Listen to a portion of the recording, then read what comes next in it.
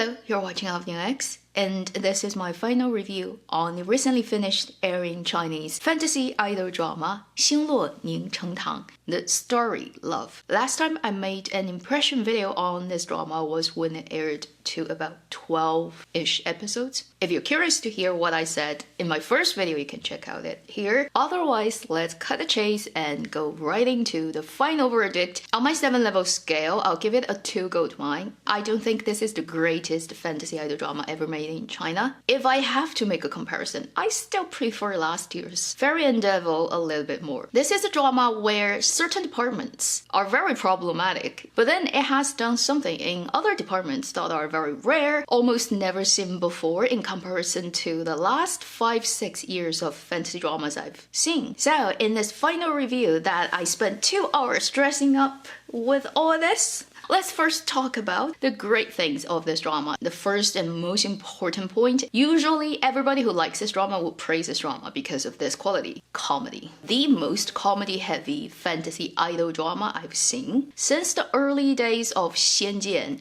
to Journey of the Flower, up to 10 Months of Peach Blossoms, then leading up to Ashes of Love, Love and Redemption, and last year's Fairy and Devil. You count all this have made waves. Fantasy idol 仙侠 drama. This is the funniest one, and it was solid comedy up to about episode 33-34. That counts for up to 80% of the length. Just when you think they have run out of ideas to make fun of, they're gonna throw one more that you don't see coming, and it's so entertaining. 便宜大碗 means cheap and in huge serving. I'll just mention 2 things. One is I didn't see it coming and it was surprisingly enjoyable. The other is I did see it coming and everybody's waiting for it to happen. So the first one actually happens with the actor that you don't expect will be that funny, which is the actor playing the female lead's father, the human realm emperor. That guy is such a good actor. I'm gonna talk about that later. But that particular scene when basically he is not himself. The bird is pretending to be him and he's dealing with the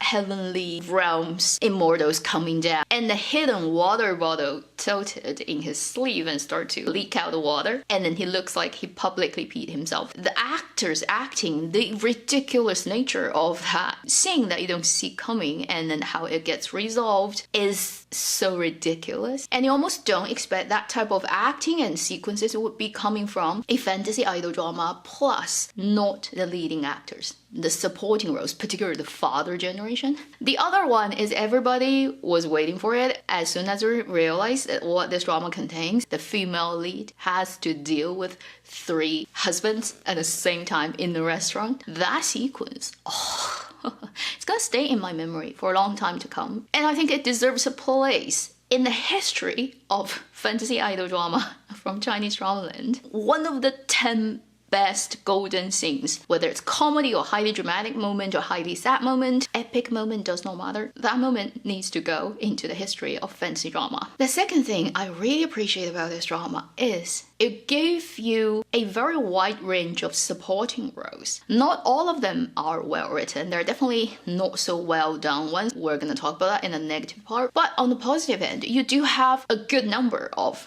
very interesting, individualistic, highly distinguishable supporting roles played by very suitable actors, delivering an above average level of acting. So I'm gonna quickly count the ones that made an impression on me. First, the father role of the 2 female leads, the emperor. Early stage, you wouldn't get it. You would think he's just another really 2-dimensional, not interesting, bad dad character. As it goes on, first you'll realize this actor is so good at doing comedy. Then you'll realize, oh, he's a much more complicated character than he first appears. And this actor is good. He plays comedy like an expert. But then also, when it's dramatic, it's sad, it's highly emotional, it shows. The older actors, they really know their shit. So he's one of those actors that completely comes out as a surprise, and I am so impressed and touched by his performance. Then, the other male supporting roles that I really highly appreciate include Di Lanjue, the prince of the animal realm, played by the actor Qin Tianyu. He's actually older than Chen Muchi and Chen Xingxu. But you can't tell. You think he's really, really young. He has that very young, clear face. Didn't notice him before, but now I definitely am also looking forward to his future roles. Also, the actor Cao Bo, who plays Gu Haichao. He's the 相声 actor of this drama. He is the stand-up comedian, the live comment of the second male lead's role. Whatever we want to rant about certain plot or certain characters' behaviors, you can count on him. Next second, he's gonna say something that is super funny and clever and exactly what you want to say. And this actor, line delivery is also very, very good. Also, the actor Jiang Xiaoling, who plays Wu Dai, the eldest prince of the Chen Yuan realm. Initially, you thought he's just spendable. He's gonna show up for a couple of episodes and get murdered and get rid of, and you're never gonna know anything about him. And we were so wrong. He lived till the end. He actually is a much more adorable character than he first appeared. The actor plays it so well, and then he's the most muscly guy in this whole drama. Oh god, his muscles are so impressive. And in case you don't know, almost every main male actor in this drama, including the father of the humanly realm, you don't expect that, right, are muscle men. They're all addicted to gym and workout and building muscles and compare to each other and see who's got the bigger biceps and stuff. It's pretty incredible. I'll just show you some pictures here, and you know, you may not expect certain people would get that fit. Then for the female roles, I also highly appreciate, for example, the role Hu Sui / Su Zhi. I think she's very interesting. She is just not the perfect little white flower that is fragile and needs help and helpless. She actually sticks to what she wants to do till the end. We can argue whether that's morally questionable, but she's rather badass. And often you don't see that kind of supporting role. Also, everybody likes Mama, the bird. And I'm so sad that, you know, what happened to the character. Without her, the Yetan part of the story would also be less colorful and interesting. So basically what I'm saying is this drama has so many very well written, acted, casted supporting roles, and they are essential to hold up a 40 episode content drama, make it not boring at any moment. And that's a very rare thing in Chinese fantasy drama land. If you're watching enough, you know, like 80% of dramas have problems where you have significantly, clearly, obviously watered down stuff to make the episode stretch longer. This drama doesn't have that problem at all. The third great thing about this drama, definitely I'm gonna have to talk about the main leads. I think this drama did such a good job of casting the 4 leads. They really work very well together as 2 couples and then as 4 people together. The sisters, the girls' relationship are very good. And then the 2 Lianjing, who are basically brothers-in-law, because of they did a BL, so there's a lot of joke kind of like going on. Even like the drama definitely plays on that angle with the fan of one of Chen Xingxu's splitting personality that literally says the title of the BL drama. It's not overplayed in this drama, and if you know, you know, you kind of like laugh secretly. And then when you have 2 couples, this is again, I would say, one of those rare dramas that you can't quite decide which couple is more exciting. I wouldn't say any of them is like the genius level actors, but they're all very qualified actors of their age. In this drama, probably the hardest role is Chen Xingxu's role because he literally plays 4 characters. If you are being more specific, it's almost like 5 characters. I can totally imagine while they were filming it how much difficulty that setup of the characters will give the actor, because things are shot out of sequences. You are maybe in the morning one character, in the afternoon another character. You may be mixing different characters in the same scene. And I think in one of the interviews, he did say that sometimes he mixed them up. Li Landi would remind him, like, hold on, I think you are acting the other guy, but right now you're dressed as this guy. And he would be like, oh shit, I mixed them up. Can't imagine how much brain work goes into that preparation. And initially, a lot of people complained about his voice, but thankfully, because it's the actor's real voice, as the story goes on, because he splits into multiple roles, and he changed their voice quality for different roles, and you clearly hear that. I know dubbing actors are very good at impression, but often they would be basically impressing different person. Whereas if it's the same actor, you would still hear it's the same person's voice, but totally because of their personality change, they would speak at different speed, different volume, different type of rhythm. It would be almost impossible to replicate by a dubbing actor, and I'm so happy and thankful that Chen Xinxu used his own voice. I only talk about him extensively in this review because we can't have this running for 40 minutes, but the other three actors, Li Landi, He Xuanling, Chen Muchi, I am very happy with all three of them. If it wasn't these four actors, it probably wouldn't be anything like what you see today. Oh, one thing I forgot to mention, He Xuanling, her own voice sounds very much like Lan Xi from《甄嬛传》眉庄. She strongly reminds me of Lan Xi, and they're actually very similar. The type of very well-educated, elegant lady who are not physically strong, but character-wise, they're just so filled with strength and integrity. The final one is certain things that this drama has done in a way serve a level of justice for the roles that are bad. Often you see in fantasy idol drama in Chinese drama land, you have really clearly bad guys who just don't get what they deserve at the end, and it's very frustrating. Yeah, I'm talking about Cang Lanjue and Zhou Diji. The fact that he didn't get any punishment at the end is still something that I can't deal with. I'm much happier with at least a level of that happened in Starry Love, although it's probably not to the full extent 100% satisfaction, because the Emperor of the Heavens still didn't really get that much of a punishment. He basically just loses his power, but he's still alive and walking around like a ghost. But you know, the Li Wang of Chen Yuan is totally just evaporated by female lead, and she's like, I'm here to revenge. I don't give a shit to like being morally superior to whatever. You did this to me, you did this to my sister, you're gonna die, and you're gonna die now. We want that kind of female lead for a long time, and we haven't seen that for a long time. Thankfully, this drama at least destroyed a couple of those roles. So as Shuangwen, as a thing that satisfies you, it has done better than a lot of other dramas. When those things happen, you're just so happy that it happened. Now let's talk about what is not perfect about this drama, problems it has, why it's not a 3 gold mine. Number one, superficial but absolutely affecting your enjoyment of the drama thing, the aesthetics.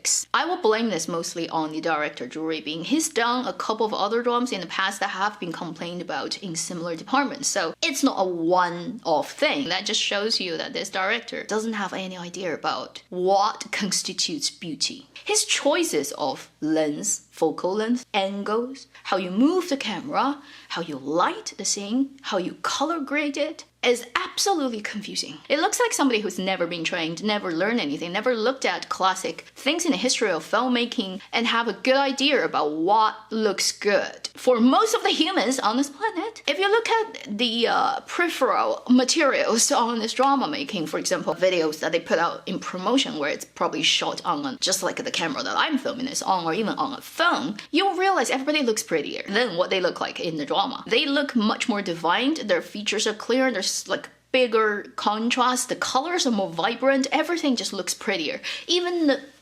texture of the fabric looks better in those leaked out on-set videos than the actual final drama. Then if you look at certain shots, holes turning in circles, tumble dryer shot that you don't get, the low angle shots, that's a shot like from the floor level. Who is actually looking from that level? You know, is it a worm? You're doing a worm's perspective or main characters, you just see their nostrils. No human can stand that level of brutality. The worst is the lighting, okay? Oh my god. There's so many like kissing scenes or the emotionally heightened scenes, and he only does one thing, which is put a huge light behind the actors, and when they're kissing, you see that light that comes out of nowhere. It's not the moon, not the sun, not anything. You don't know where the light comes from, but there's like a giant light just shining right through the crack of the two people's face meeting, and any details of the actors' faces and their expressions, it's just all blurred out. What kind of weird obsession a person can have to have that kind of camera language. And I feel very bad for Li Landi, Chen Xinxu, Chen Muchi, He Xuanling, and every other actor who gets put on camera in this drama. They definitely look 10 times better in reality, and this drama just destroys them. I just sincerely wish every good actors in this world who can deliver good performances will never suffer the misfortune of being in his dramas in the future, getting on cameras where he is deciding how to shoot the scene. Then I do have to mention something that people do find a lot of other other stuff, promotional material on different social media platforms of this drama, seemingly a lot more stuff gets shot than what you see in the final cut. Honestly, I don't understand that either. They don't seem to be like wanting to sell that as extra episode where you have to pay money to see it so far yet. Maybe it's gonna happen in the future, I don't know. So for this drama's promotional team, I don't get it. I don't know what they're doing. And also for the producer or the director who decided what finally it's gonna look like, I don't understand. Attached to that is I'm not so happy with the ending. It's kind of like open ending or happy, semi-happy ending, because you don't see eventually the two female leads coming back, but they definitely kind of are destined to come back. You already see that flower coming out. Then it cuts there. You don't see the human version of them materialize. Why don't you do that? Because this is not a highbrow artsy movie where you try to end it with some kind of really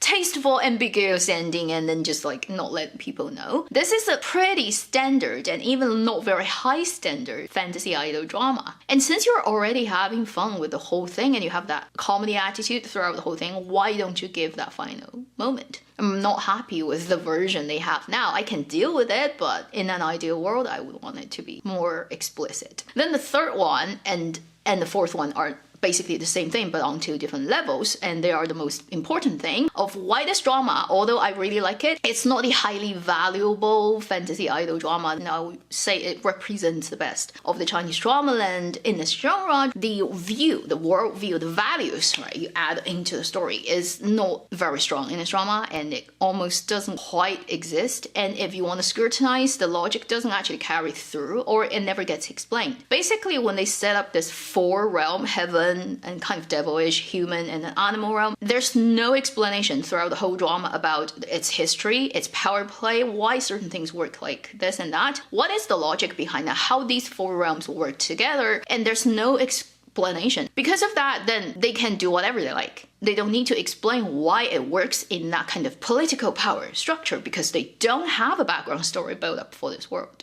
Because of that, you happen to have very two-dimensional characters, and they are very much used as plot device to create conflict. Pure bad guys does not actually make logical sense for them to function and work like that and still be able to basically exist. But because you don't have a worldview, therefore you sort of like get away with it. Here I'm talking about the two really bad emperors in the sort of devilish Chen Yuan realm and the heavenly realm. Both of them are super two-dimensional. They're not even that strong.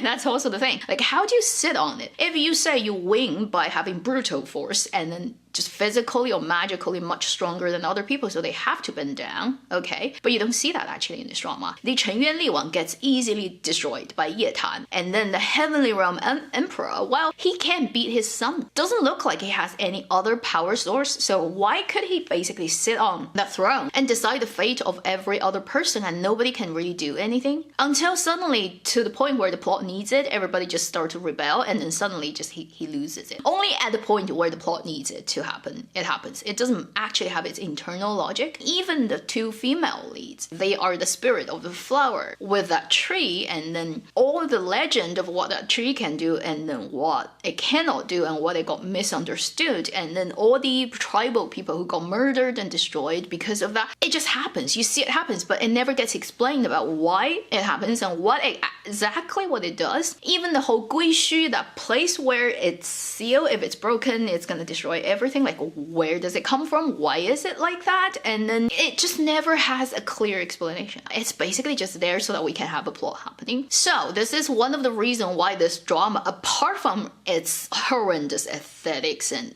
literally the hardware quality of things that cannot be the milestone, the flagship fantasy idol drama. Apart from that, is this reason that it doesn't have a coherent making sense logic within itself. And because you don't have that, therefore the heavy things, the big values, the things that you start to 上价值, adding value to it, would not also work. I mean, in a way, they try to make, for example, the redeemable father of the human realm, make an elder sister played by He Xuanling, a very likable, lovely, but also saint-like person who has basically the God value going on, the highest value represented, the kindness, the goodness, the love in the story. You have those things there, and you see that they want to do it, but because they didn't set up the foundation of the story, therefore those things are just all floating around. You haven't done the ground floor basement up to like level 5, and then you try to put a level 11 on top of the building and let it exist on its own, it wouldn't work. That's why it's not the best. But at the end of the day, it's something that happened around February and March of this year that I really enjoyed and probably spent most of my time watching. And I'm very happy that the leading actors in this drama got this opportunity. It proved at least one thing, is those 4 young actors are very good. And I think everybody who's watched this drama now remember them. I cannot wait for their future stuff. And